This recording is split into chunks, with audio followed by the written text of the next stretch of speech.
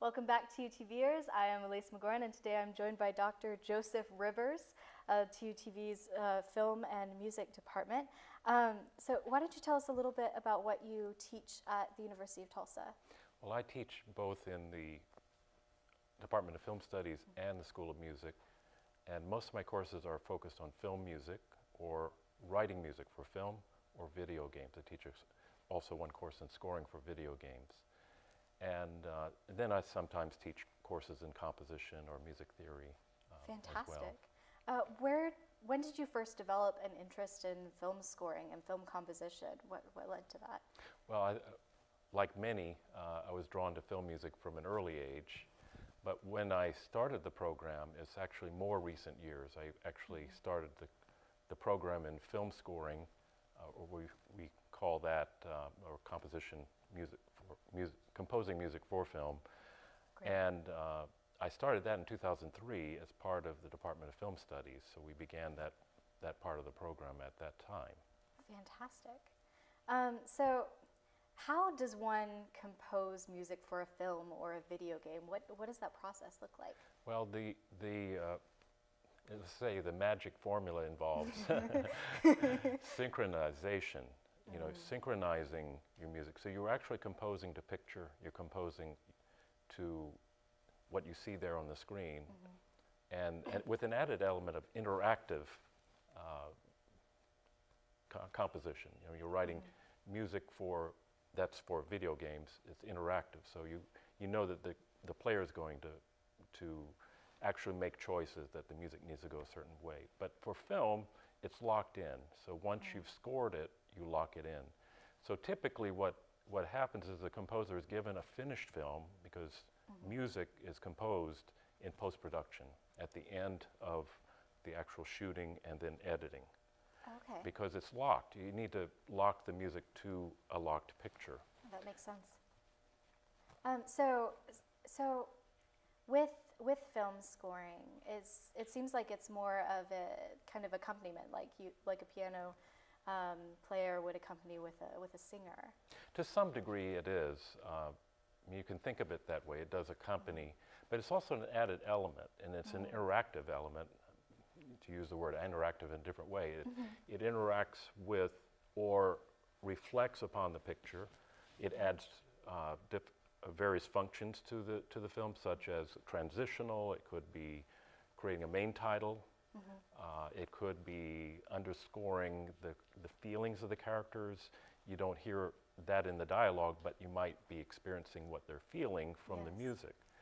Or it could be just reflecting on their movements. It could be bringing more emotion into the audience, more excitement, say, from a chase scene. So the music is adding another element, another important cinematic element to the picture. That's fantastic. Whenever you started describing the different elements that it could bring, I immediately started thinking of different movies that I've seen where that's happened, and I think once it was drawn to my attention. Yes. That's fantastic. So with the Oscars this year, with the Academy Awards, what are some compositions or scores that you're excited about, or that are interesting or new, or that you think will be contenders for? Yes.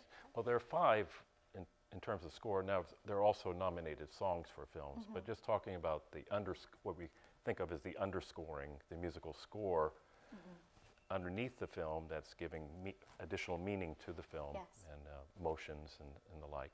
There are 5, and they're all different, and so it's anyone's guess which is going to win, but you've got a tremendous variety. Let's just take Black Panther, which is one of the nominated scores by Ludwig Göransson. And it's a big Marvel score, Marvel film, but it's also blended with African drumming and indigenous instruments to sub-Saharan Africa. So you've got a big, dramatic, sort of extroverted kind of score depicting the action, and sometimes it does get into the characters and more meditative or more reflective.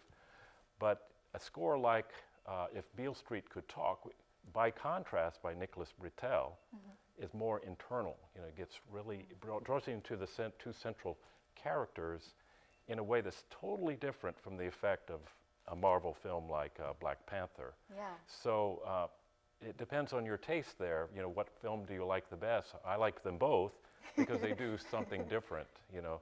But I was really impressed by both scores as an example of that. But then you've got Mary Poppins Returns, you know, which evokes the Disney style, you know, compositions by, it was composed by Mark Shaman, who's a Hollywood veteran, and also composed music for the songs. So that's a different type of film altogether. So then you have Black Klansman, you know, and the scores by Terence Blanchard, who's the only African-American composer among this group. Oh, really? Yeah. All three of the films were directed by African-American directors, you know, three of which I've already mentioned, aside from Mary Poppins Returns. But in Black Klansman, you've got a jazz-oriented kind of, but yet blended with orchestral film music style that Terence Blanchard is a jazz composer, but also is really cinematically sensitive. Well, that's, it's a little more understated score, but it's very, very well done, but it's so different from the others, you know, so. And then you have Isle of Dogs, scored by Alexandre Desplat. And that is full of Japanese taiko drumming and a lot of repeated motifs in the music, but changing textures that are very fascinating. And so you have these five totally different scores. It's anyone's guess who will win. Sounds like the Academy has a lot of work to do. Yes, indeed. I wonder how they feel this year. Yeah, definitely. Thank you so much for coming and talking to us.